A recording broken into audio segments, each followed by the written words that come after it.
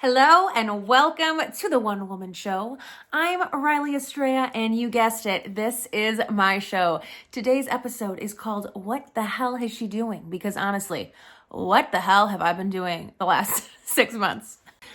The truth is that I've been playing small for far too long. I've been living in fear, and something about turned 30 on Sunday, made me decide that it was time to turn off the mask and turn on my authenticity and my magic.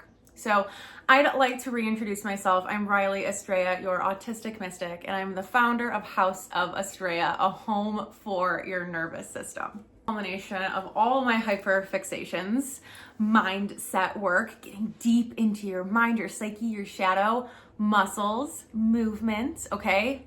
Constantly stimming, all right?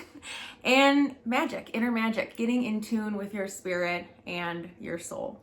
My whole life, I spent trying to manage my emotions, control my behaviors, always told that I was too much, out of control, and so I would try to fit the mold.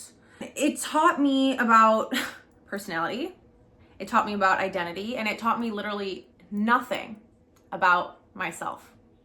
In fact, it took an entire fall to rock bottom and a glitch in the matrix for me to wake up one day and say, who am I? And I'm finding out that the only way to really know that is to just be. There's this thing called gnosis, okay? It's an inner knowing, it's a connection with God. And all this time that I spent trying to figure myself out, I just got further and further away from God, from truth, from life source, and I sank deeper and deeper into a frequency of hell, okay?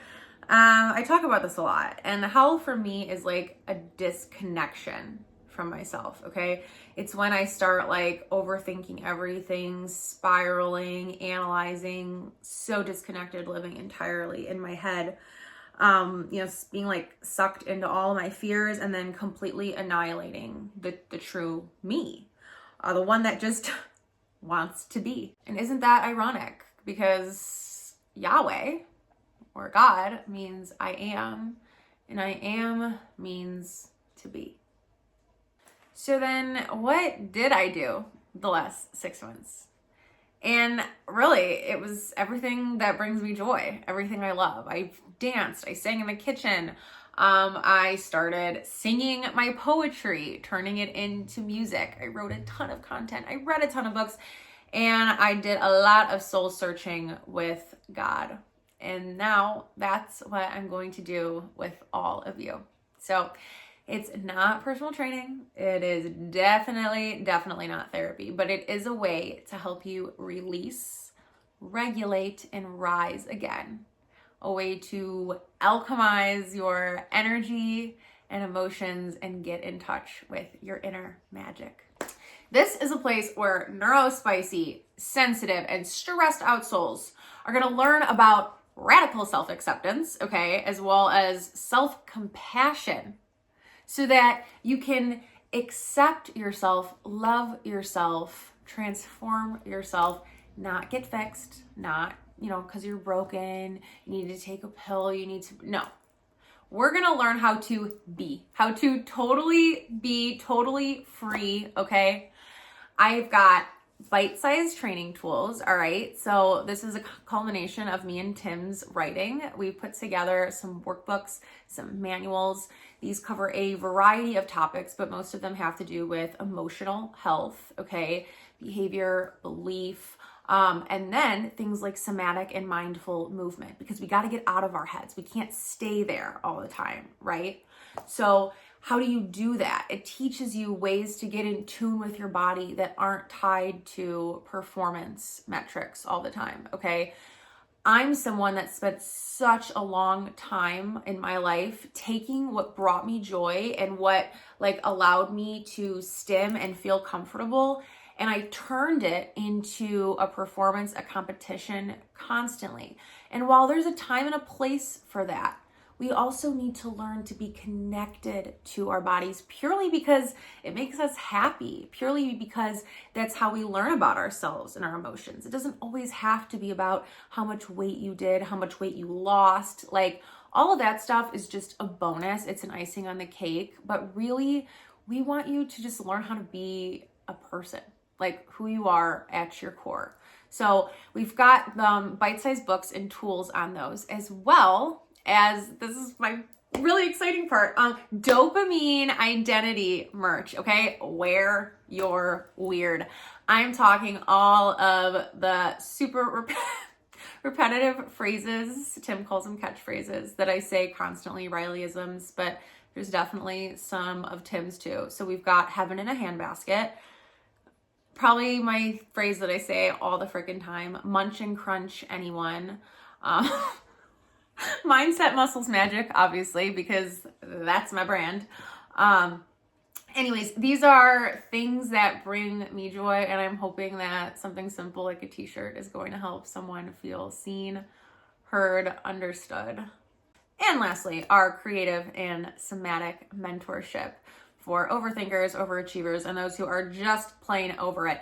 This is going to take you through 3 pillars of mindset work, muscles, and movement, and lastly, your inner magic. All right, so stay tuned. There's so many exciting things coming. I've been in builder mode for far too long, okay? I'm someone that, like, when I start something, I guess this is just my autism, but like, when I start something, I become obsessed with it to the point where, like, I don't even have words for it. Like, I won't sleep. I will be, like, sickly obsessed with it. And I got like that with this business. And could I have stopped after the first book I wrote? Yes. Could I have stopped after the second book I wrote? Yes. Could I have stopped after I turned my poetry into music? Yes. There was a million, like, I just kept adding and adding and adding. And it's because it wasn't complete. It was not complete. It was too segmented. It was too piecemeal. I think I was confusing people. Okay, well, you know, you write poetry, but you're also into spirituality, but you also lift weights. Like, what the heck's the missing piece? And guys, the missing piece is that I'm autistic. Like, I'm so autistic. And I don't say that with shame. I've had people say to me, like, oh, you shouldn't say that. Like, you know, that's the term that the world invented. And yeah, I know it is. I talk about that all the time. And you know what? That's the stuff that makes me sick. That's the stuff that makes me, like, get ill, because I start thinking about how every single thing in our reality was created by someone, and it turns me inward. Like, well, then what's real, you know? So I don't care if autism is actually, you know, this divine intelligence or something like that. That's great. I'm sure there is some sort of truth to that. But also, in this reality, in this world that we live in, that's not feasible. I've learned that. It is not feasible to just constantly question everything. And if everyone else is creating something, like, why don't I? So this was my creation. I literally created an entire movement, and I wasn't ready. I don't think my body was, like, ready to step into being me until, like, I knew who I was. And it took me an entire year to get, like, so in tune with myself.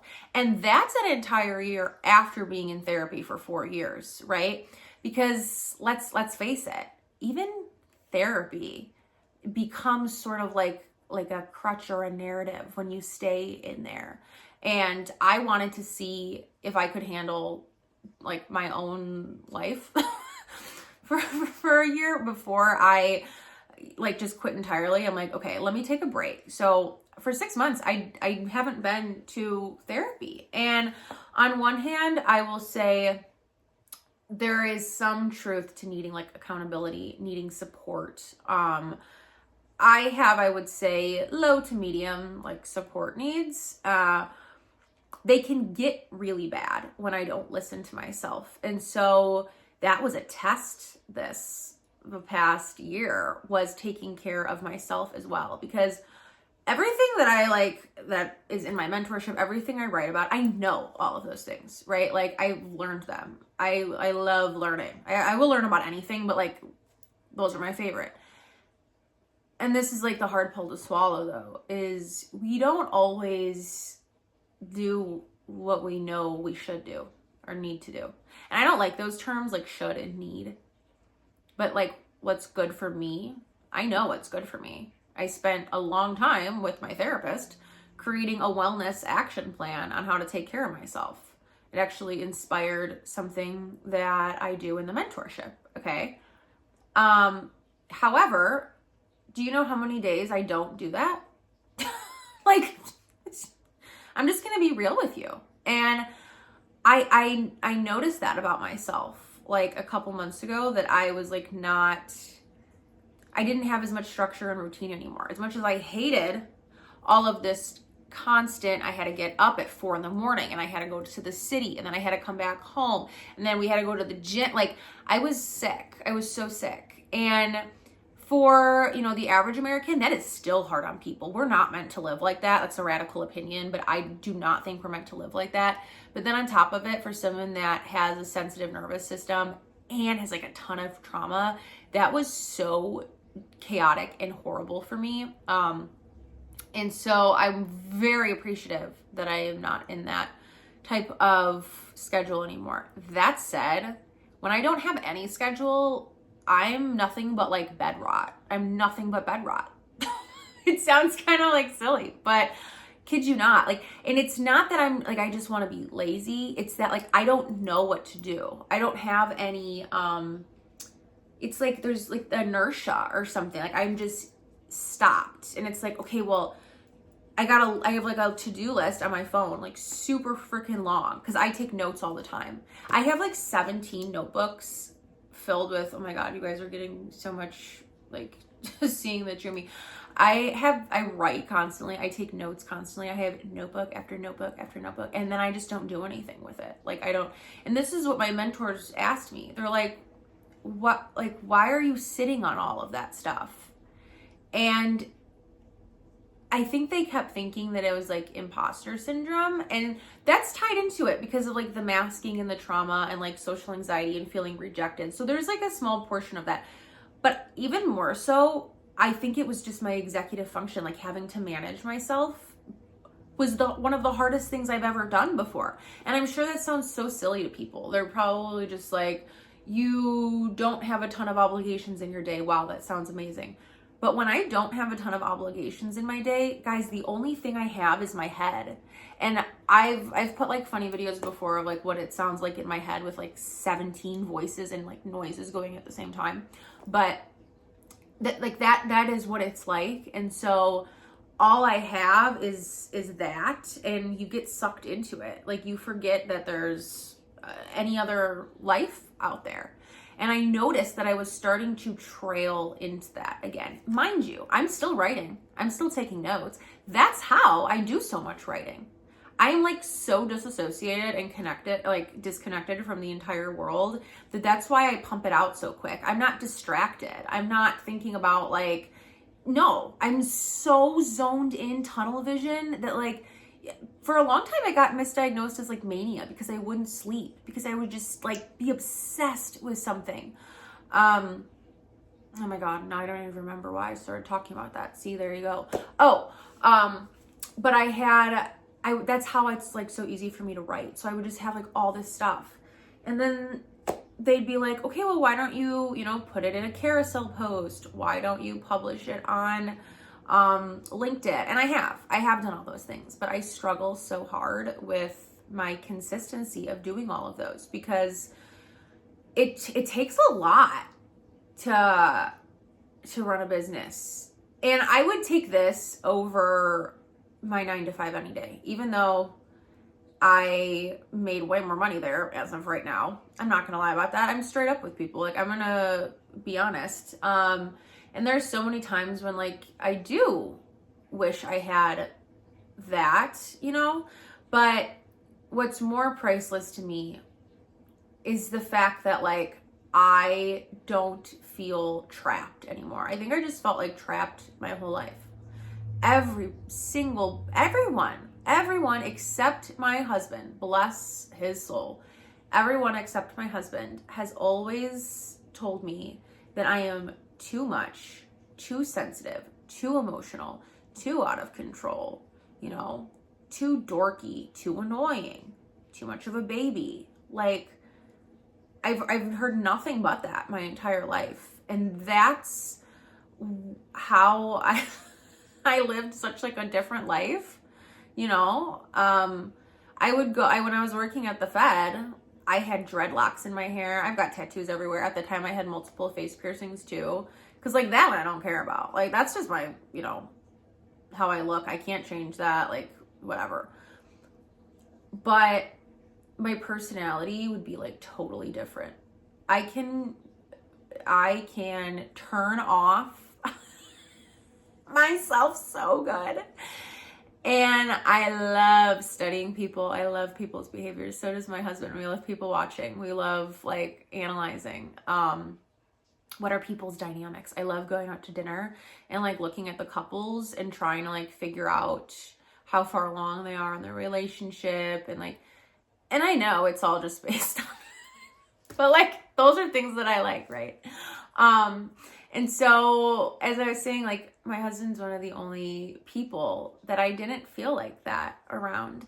And I think that I was at a good point in like my sort of healing and self-honesty journey that I could like start showing it a little bit. I don't even know if I like knew how to show it because I spent so long just being told to like shut up and stuff. And so when I saw that my husband was really dorky and goofy, I mean, his profile picture was a tie-dye Grateful Dead shirt, teddy bears on it. He's got a teddy bear Grateful Dead tattoo. Like, this guy has got every single tie-dye shirt in the book. His humor was so funny. I kid you not, on our first date, in the first 10 minutes, we knocked out political beliefs, spiritual beliefs, like everything you're not supposed to talk about. And I was like, oh my gosh. I had gone into it and I had said, I had been on so many first dates because I was finally ready to start dating after my relationship, the abusive situation. And I was so sick of going there and it just being such a drag. Like, I hate first dates. I hate small talk. And so I started saying, like, I am not wasting my time anymore. I'm not going to pretend. Like, I am going to be so authentically me that I, like, scare off people that aren't into it. And it worked, guys. Like, it freaking worked. There was a couple times that I went, and I'm even, like, 5 minutes into the conversation, I will just leave. And I know people probably think, like, oh, well, you got to get to know someone better. No, I don't. I do not have to do that. I am so good at identifying if I feel like someone has like an energy that I relate to. And I don't even say that in like a woo-woo, like sort of mystical way. It's just like a feeling like in my body.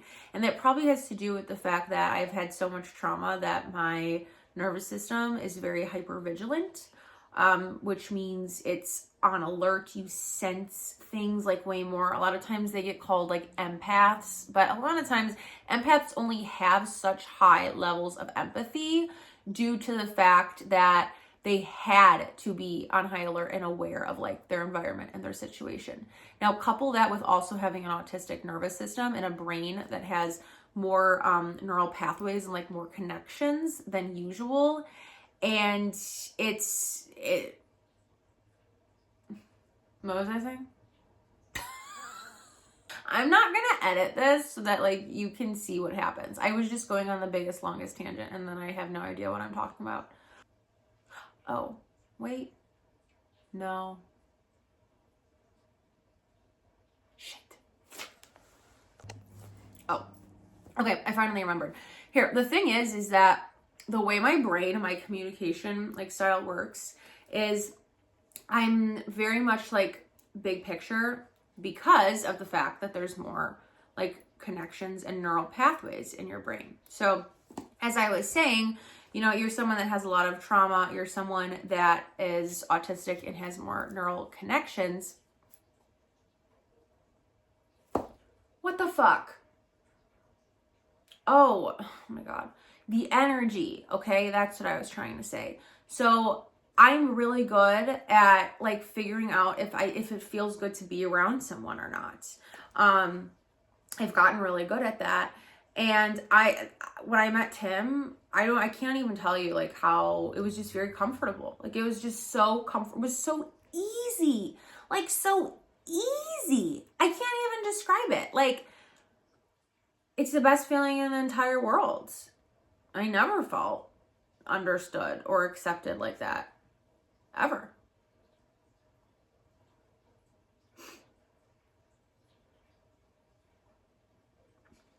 Let me make something clear.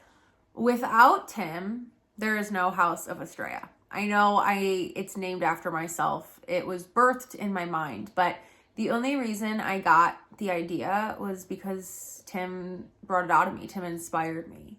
So I want to take this first video, what the hell is she doing, to thank endless gratitude towards my husband, my lover, my best friend, Tim Brennan, also my co-partner at House of Astraea, specifically our training arm, okay? Tim also has tons of books in our library on sobriety, nature, all that sort of thing. He inspires me daily. I won't talk about his own personal journey. I'll let him share that, but we connected so closely because of his. That's why I feel like he does see me. So we want to do for you what Tim and I did for each other, was just to transform from within, to finally feel comfortable enough to face the things that scare you, face your fears, get radically self-honest, okay? And it's gonna be, it might be, I shouldn't say it's going to be, but it might be painful. Some things might come up, okay? And so that's why we get into the muscles and movement portion and we release all of that stuff through our body, okay? We get in touch with it. We use movement as a creative and somatic expression. And lastly, the third pillar, the last 2 months of our training program, and when I've got some books on, is reconnecting to what I call just your inner magic.